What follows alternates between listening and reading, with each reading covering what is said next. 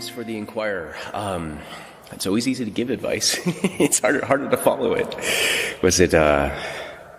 I think it was Elder Joseph the Hesychast says, giving advice is like throwing rocks from the top of a tower. Practicing the advice and living it is like building the tower. So, yeah, throw some rocks off the ledge. I guess one of the things that interests, a lot of people do ask, and they do want to learn more and are intrigued, and having gone through it ourselves, I think we both have shared that kind of existential search. What's going on in Orthodoxy? And probably both you and I had that pull of the beautiful aspect of the church, but there's also probably a pretty typical hurdle for us to try and think ourselves into the church. If I get the right answer or the best argument or the most, rock solid proof, then I'm ready to move forward. And that's a temptation. For somebody who's coming at the Orthodox Church and trying to think through it all. Because we know and we have to continually remind ourselves that we're not going to think ourselves to God. And the best of arguments and the best of philosophies is not going to get us close to God. It may clear the brush, as Lewis would say, and remove some of the obstacles, be they mental or emotional, but they're not going to get you to Him and give you the warmth of the Orthodox Christian faith, which is alive and which is real. There's a good story of a Greek atheist who went to a practicing Orthodox physicist, and the atheist kind of shyly admitted to the physicist because they were intellectual companions and said, I'm an atheist and I would like to believe in God, but I don't know what to do.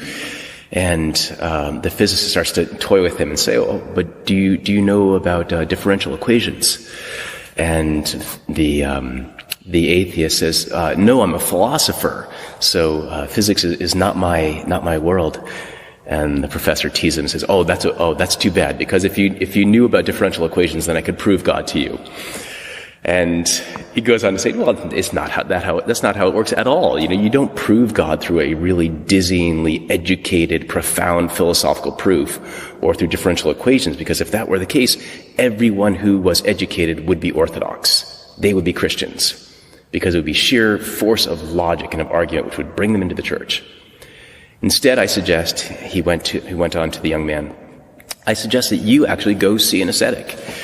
Go to Mount Athos, go and visit an ascetic who lives a monastic life and be around him.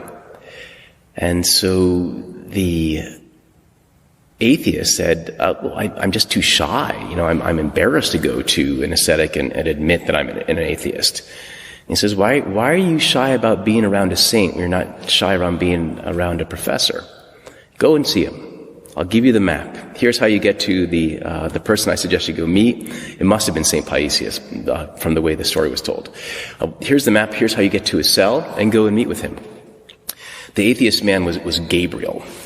And Gabriel follows the advice of his friend, and he goes to Mount Athos, and he visits this ascetic hermit, following the map, and gets there with 4 other young Greek men.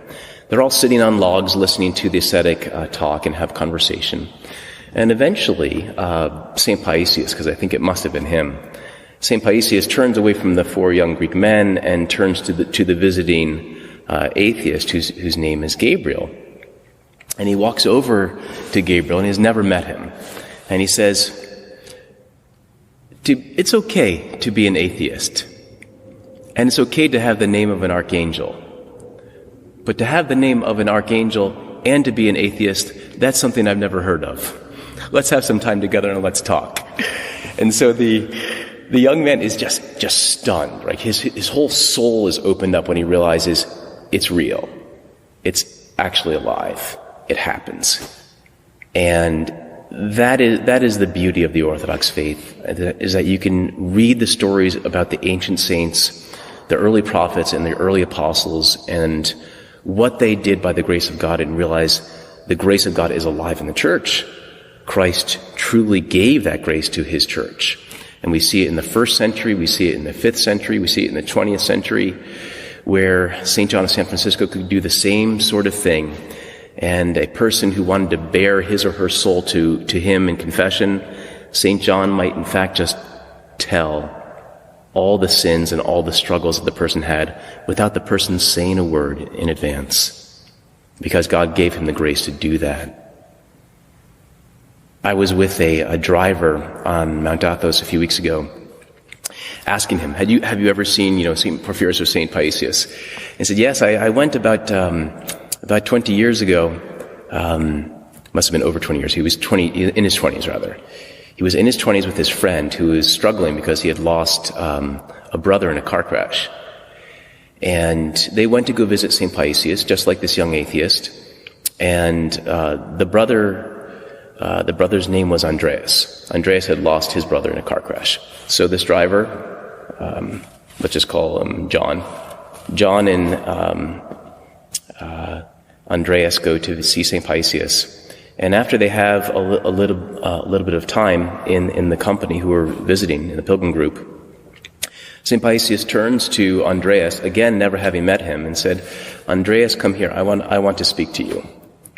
And this was, a first-hand account of somebody who was with his friend as this occurred. The astonishingly beautiful thing about the Orthodox Church is that it's real, and that is true, and that is beautiful.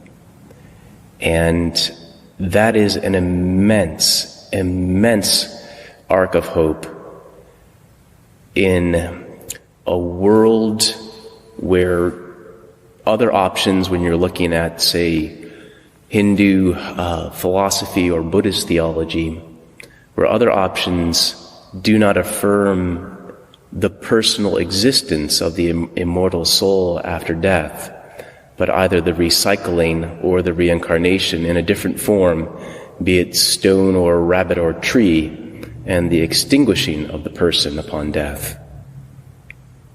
Or those religions that don't even affirm that there is something after death. And the Church speaks to those existential wonderments about what's ahead, who am I, what will I be, is love real on this earth? Can it be lived in this earth? Can that self-sacrificial love be manifested in this earth? And indeed it has been. But not only is love real on this earth, but is love eternal? Will I live in a relationship of love with my fellow human beings, with God's creation forever?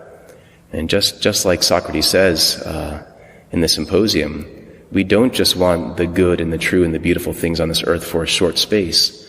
Our souls desire them forever, permanently, never waning, but always waxing. And the Church affirms that and says the love that Christ has shown on this earth is eternal love, and it perdures. And the saints manifest that love in their lives every single century. The gospel is repeated every single century.